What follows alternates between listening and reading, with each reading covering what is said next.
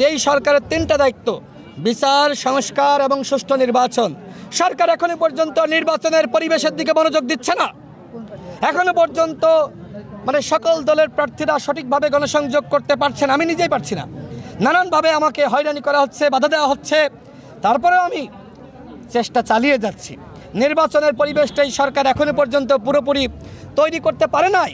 এখন সরকারের তাহলে কাজটা কি? ওই বন্দর বিনিময় করা, বিদেশিদের কাছে 40 বছর 45 বছরের জন্য ওই বন্দরটা দিয়ে দেওয়া? আমরা কি এটি চেয়েছিলাম? এগুলো সরকারের কাজ ছিল না। সরকার একবারই এই কাজগুলো করেছে।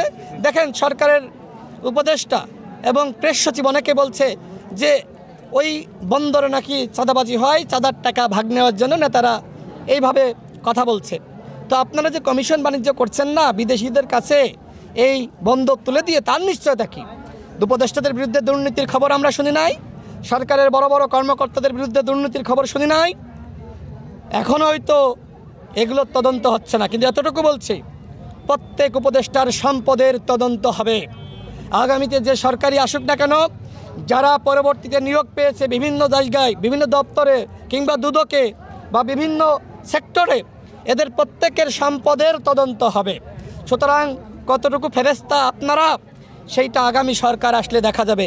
আমরা এর আগে মানবিক করিডোরের বিরোধিতা করেছিলাম, আমরা বিদেশিদের কাছে এই বন্দর তুলে দেওয়ার বিরোধিতা করেছিলাম।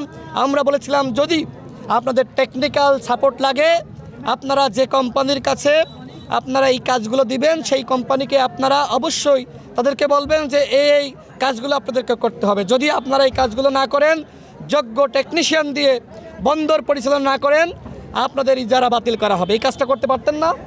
আজকে যোগ্যতার কথা বলেন, আজকে টেকনিশিয়ানের কথা বলেন, প্রযুক্তির কথা বলেন।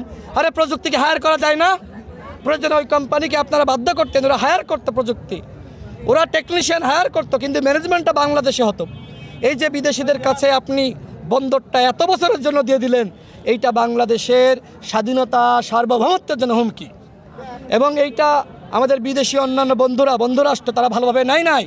আমরা তো বিভিন্ন এম্বাসিতে যাই, কূটনীতিকদের সাথে আমাদের সম্পর্ক আছে, আমরা সব জানি। এই জিনিসটা সবাই ভালোভাবে নাই। যেহেতু এই সরকারের অনেকে বিদেশপ্রেমী, অনেক উপদেষ্টারা বিদেশপ্রেমী, তারা অনেক সময় অনেক এম্বাসির সাথে কাজ করেছে, অনেক দেশের সাথে কাজ করেছে।